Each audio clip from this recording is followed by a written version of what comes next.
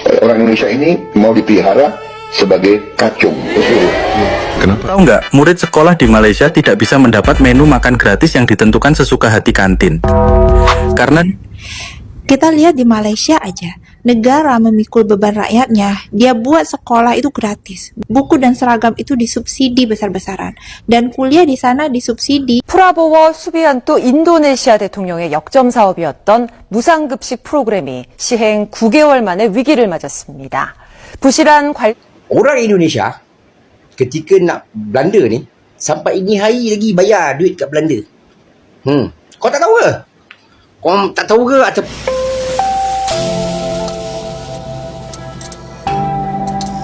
Hai, welcome back to my YouTube channel with me, Sari Ting Ting. Hai semuanya, apa kabar kalian? Semoga dimanapun kalian berada, tetap diberikan kesehatan, dipermudahkan, dilancarkan segala urusannya ya, amin. Oke, nah sekarang saya tengok makin gencar juga ya ini konten kreator hoax dan juga netizen ini membuli Malaysia, apalagi yang cerita baru-baru ini ya, antara majikan dan maid itu ada terjadi kasus itu, makin lah ya, ada yang mau ajak perang lah kan, ada yang menghina ringgit lah dan sebagainya. Sebenarnya ya orang Malaysia pun just biasa aja sih, itu tak peduli lah ya kan, kita kerja aja cari makan gitu. Oke, so tapi ya teman-teman, nah di video kali ini membandingkan sekarang ini ya, di Indonesia ini tak habis-habis dengan makan siang bergizi gratis itu. Ramai orang Malaysia pelik ya kan, kenapa ini Indonesia ini hari-hari bahas tentang MBG ya, makan siang bergizi gratis katanya ya. Dekat pidato cakap MBG, presiden hari-hari pidato tentang MBG ya. Padahal dekat Malaysia pun makanan percuma, rancangan percuma itu biasa saja. Tak ada sampai wah dibesar-besarkan lah itu ya program daripada kerajaan. Oke teman-teman, so di Malaysia dah lama ada, senyap saja, tapi di Indonesia ya sampai presiden setiap hari memberitakan hal itu.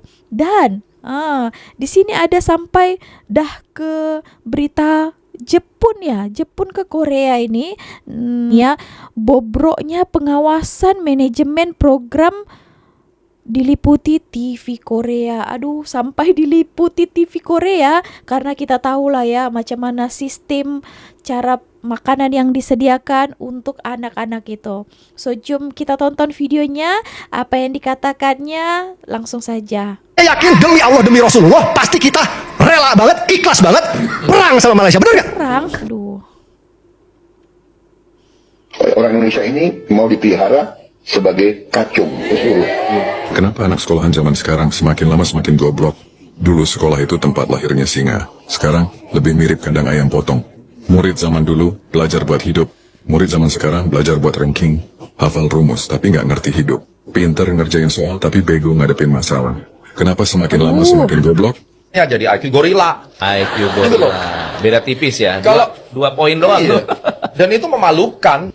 Siswa-siswa Indonesia kebanyakan dari SD sampai SMA cuman bisa joget-joget, apalagi jogetnya yang viral sekarang, kicau-kicau mania. Siswa-siswa orang Indonesia bisanya cuma joget doang, makanya IQ-nya cuma 78. Indonesia di tempat di mana orang tidak suka belajar dan selalu mengecilkan yang namanya mindset. Indonesia bukan negara di mana rakyatnya suka baca buku, adalah negara di mana rakyatnya itu punya banyak keterbatasan di sisi pemikiran atau cara berpikir. Yang mana kalau orang share mindset, komen netizen tuh gini, mindset lagi, teori lo, gitu ya. Bersyukurlah karena kompetitor kita nggak terlalu cerdas. Jadi sedikit lebih cerdas di Indonesia sudah sukses.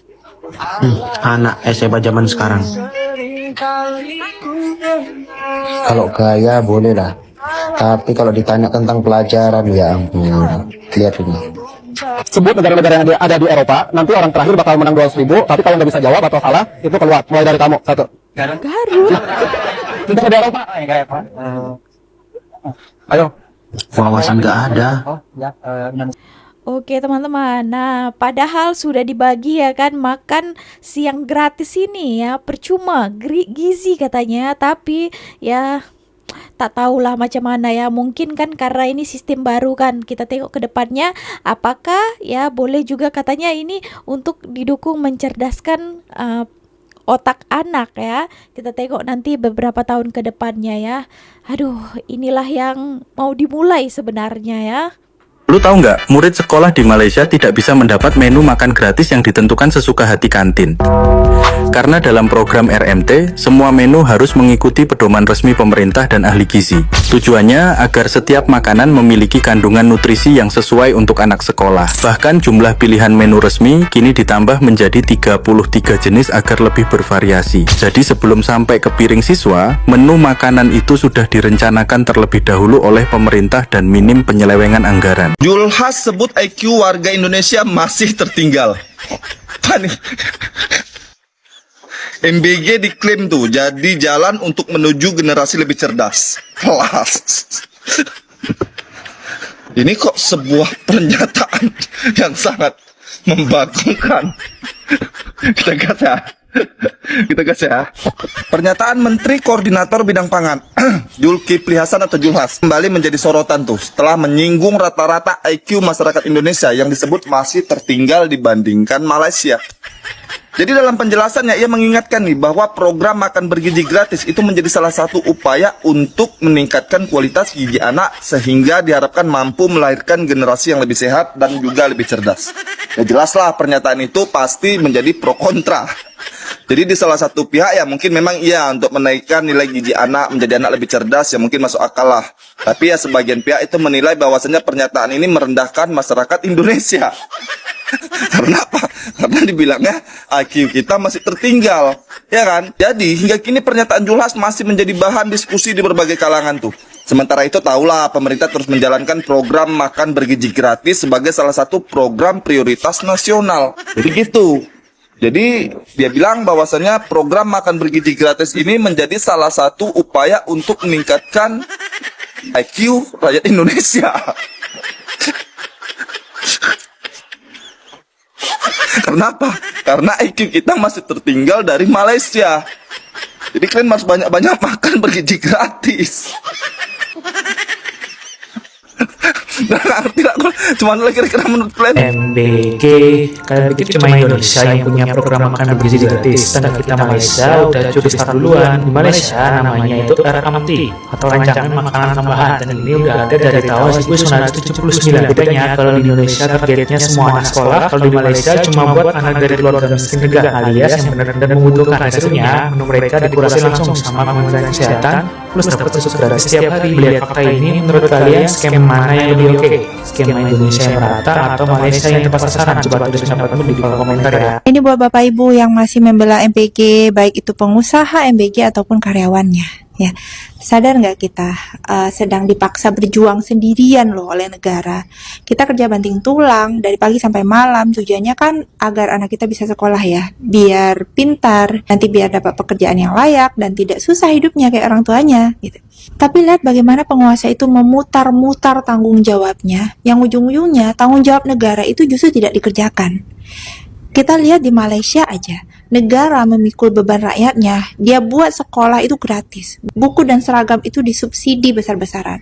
Dan kuliah di sana disubsidi sampai 90% untuk warga negaranya. Tidak memandang status ekonomi keluarga. Pemerintah Malaysia itu melaksanakan tanggung jawabnya dengan cara ia berinvestasi pada otak warganya, bukan pada isi perutnya. UMR di Malaysia itu 7 jutaan, tapi rata-rata pendapatan minimal mereka tuh 9 jutaan. Kalau kerja di kantoran bisa 22 jutaan. Ya, sementara kita di Indonesia, kita menanggung beban hidup kita sendirian. Kalau anak kita bisa kuliah nih, UKT-nya bisa sampai 20 sampai 28 juta per semester. Hasilnya anak kita kan terancam putus sekolah, gagal kuliah karena pendidikan itu diubah jadi barang mewah dan barang mahal jadinya. Kenapa bisa begini? Ya karena penguasa kita hanya memikirkan bagaimana jabatan dan cara mengembalikan modal politiknya.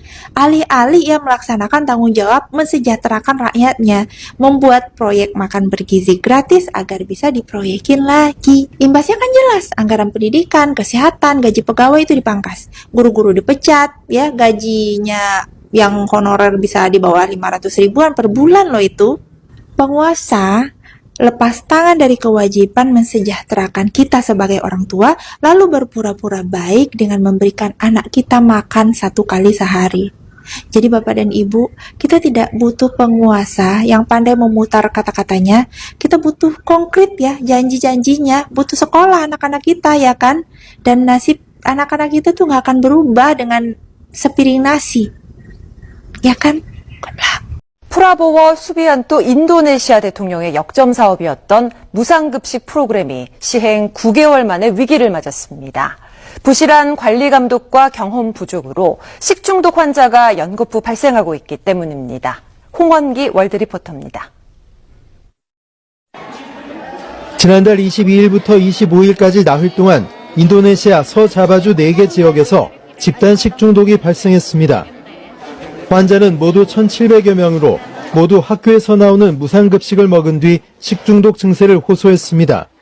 perut, kepala pusing gitu. 인도네시아 정부는 책임을 인정하고 공식 사과했습니다. 불규칙한 조리 시간이 중독의 원인이었다며 경험 부족으로 인한 실수였다고 밝혔습니다. 그러면서 식중독 사례가 발생한 학교 급식소는 즉시 운영을 중단하고 전문가로 구성된 태스크포스를 꾸려 무상급식 관리를 강화하겠다고. Tahukah kamu Indonesia saat ini menjalankan program makan bergizi gratis atau MBG yang bertujuan membantu memenuhi kebutuhan gizi siswa sekaligus mendukung kualitas pendidikan. Program ini menargetkan jutaan pelajar di berbagai daerah dan menjadi salah satu program sosial terbesar yang pernah dijalankan pemerintah. Namun ternyata Malaysia juga memiliki program bantuan makanan sekolah yang telah berjalan selama bertahun-tahun. Program tersebut ditujukan terutama bagi siswa dari keluarga berpenghasilan rendah agar mereka tetap mendapatkan asupan makanan yang cukup selama belajar di sekolah. Meski memiliki tujuan yang sama, yaitu membantu gizi anak dan mendukung pendidikan, kedua negara memiliki pendekatan yang berbeda dalam pelaksanaannya. Indonesia berupaya menjangkau lebih banyak siswa dalam skala nasional, sementara Malaysia lebih berfokus pada kelompok siswa yang dianggap membutuhkan bantuan. Perdebatan pun muncul di masyarakat mengenai program mana yang lebih efektif, apakah bantuan untuk seluruh siswa atau bantuan yang lebih terarah kepada kelompok tertentu. Yang jelas, kedua negara sama-sama berusaha meningkatkan kualitas sumber daya manusia melalui pendidikan dan gizi yang lebih baik. Menurut kamu model seperti apa yang paling cocok diterapkan? Jika suka dengan konten ini, like, komen, dan share. Duh, malu kita ya sampai masuk TV Korea. Ini netizen, orang-orang yang sibuk menyalahkan ataupun mengurusi negara orang, negara Malaysia ya. Kita tengok ini ya. Kita ini sudah ditengok. Padahal program ini sebenarnya program yang di negara-negara lain itu sudah wujud ya. Bahkan Malaysia pun dari tahun 1979 lagi, belum lahir lagi kita dah ada ya. Lama jauh. Kita baru saja setahun 2 tahun ini pun dah kecoh satu dunia dan tak bagus cara penyediaannya ya, sampai kepada siswa-siswa yang didapat yang basi, ada yang keracunan ya. Padahal anggaran yang diberikan daripada pusat pemerintah sana sudah banyak ya, tapi yang diberikan kepada siswa-siswi yang makanan yang tidak bergizi ya. Nah itulah ya, sampai disoroti TV-TV asing. Malaysia pun pernah juga ada beritanya saya tengok, dan kali ini Korea ya. Kita mendunia bukan karena kehebatan, tapi hal-hal yang tak bagus untuk dipertontonkan di luar negara ya. Nah Korea, sudah mendunia ya. Oke teman-teman, nah ini Sari mau bercakap juga sedikit tentang tadi katanya ada pernyataan RMT dan juga MBG nih ya. Kalau di Malaysia ini dia memang tepat sasaran kepada orang-orang yang memerlukan saja ya, yang betul-betul yang kurang berkemampuan, nah mereka boleh mendapatkan. Nah saya rasa itu lebih bagus kan, karena saya tengok di Indonesia pun ada juga orang yang tak terima, tak mau dia makanan itu, jadi dan dibuang secara sia-sia kan, sayang juga kan karena makanan itu dibuang gitu ya. Jadi lebih tepatnya kepada orang-orang yang mau saja, yang memerlukan saja yang boleh dapat itu. Jadi dikhususkan gitu ya. Nah, kalau menurut kalian bagaimana? Nah, di MBG ini pun ada juga kasus-kasus yang terjadi. Korupsi lagi ya. Uang dari atasan, misalnya satu makanan, satu budak itu 20.000. Tapi yang sampai ke budak itu, makanan itu 10.000 rupiah pun tak sampai. Disebabkan ya ada juga makanan yang kurang layak ya. Saya tengok dia punya taufu itu pun seharusnya satu taufu dia bagi 3 kan. Ada lagi yang macam-macam lah, dan makanan itu tak fresh tau. Dan dimakan pagi-pagi daripada satu tempat itu ya, baru nanti mau makan tengah hari dia orang hantar lah itu satu-satu ke sekolah ya. Jadi makanan itu rasa tak fresh dan dah dingin, dah sejuk dah. Oke teman-teman, so ya itu tadi ya. So jangan mengata negara orang sebelum kita berkaca di negara kita ini pun masih banyak kekurangan, masih banyak lagi yang perlu kita benahi. Oke, so ya begitu. Kita tonton lagi. Din, kalau awak tiba-tiba jadi manusia, so awak nak duduk Malaysia ke Indonesia? Nasir, awak adalah sebab kenapa Artificial Intelligence perlukan cuti tahunan. Pilih satu, Malaysia ke Indonesia? Saya masih sukar memilih. Tak boleh, Malaysia atau Indonesia? Saya rasa kedua-dua negara mempunyai kelebihan. Saya tak nak awak explain, Malaysia ke Indonesia? Saya cuma... Malaysia ke Indonesia? Saya sukar membuat pilihan. Apa yang sukar? Awak takut? Saya tidak takut. Nasir, baru semalam awak beritahu saya awak gembira dah dapat ramai follower dari Indonesia sebab Rizky Aulia buat reaction video TikTok awak. Awak ajar saya tentang kepentingan awak sebagai influencer yang tidak memecah belahkan manusia mengikut kaum dan negara. Hari ini awak suruh saya pilih negara yang Nasir tinggal dan negara yang ramai follower awak. Alauddin, jangan bocorkan perbincangan kita. Di kesempatan ini saya nak ucap terima kasih kepada semua yang sudi follow saya dari mana-mana negara sekalipun. Tanpa anda, siapalah saya. Terima kasih banyak. Baik, sambung. Alauddin, Malaysia atau Indonesia? Saya baru sedar ada sebab kenapa sesetengah Artificial Intelligence memilih untuk diam. Malaysia ke Indonesia? Saya selalu ingat awak nak minta pendapat. Rupanya awak nak cari mangsa. Bagilah jawapan Alauddin. Malaysia ke Indonesia? Baiklah, saya tolong awak fikir. Kalau Malaysia, ramai orang merungut, peluang kerja semakin sengit sebab persaingan pekerja asing. Kos sara hidup meningkat. Kalau Indonesia, Jakarta pula orang selalu cakap semakin tenggelam. Lepas tu nilai rupiah jatuh teruk. Sekarang pilih, Malaysia ke Indonesia? Nilai mata wang hanyalah salah satu faktor. Kos sara hidup dan pendapatan juga perlu diambil kira. Malaysia ke Indonesia? Selepas berbual dengan awak, saya rasa antivirus pun tak mampu melindungi saya. Malaysia ke Indonesia? Saya tak bergerak selagi awak tak jawab. Saya... Cakap. Saya... Jangan sebut kedua-dua. Kalau keluar perkataan kedua-dua, saya tutup wifi awak. Kalau begitu, saya pilih Singapura. Dari mana datang Singapura pula? Saya fikir itu pilihan yang... Mesti sebab mata wang Singapura tinggi. Nak jadi orang have-have lah ni. Nak gaji ribu-ribu dolar Singapura. Bukan begitu. Jangan tipu saya. Awak ni materialistik rupanya. Saya... Aaron Aziz dari asal Singapura pun datang Malaysia cari rezeki. Awak pula nak lari pergi Singapura. Macam mana ni? Saya rasa saya lebih tenang masa belum wujud. Indonesia merdeka mengusir penjajah merdeka hadiah British kecundan jagoan kandang. Aku nak ulang-ulang cakapnya, tak apalah. Disebabkan orang kata apa, permintaan kau minta kelebihan, jadi aku tunaikanlah. Orang Indonesia ketika nak Belanda ni sampai ini hari lagi bayar duit kat Belanda. Kau tak tahu ke? Kau tak tahu ke ataupun buat tak tahu? Kau buka buku sejarah balik. Korang punya pemimpin,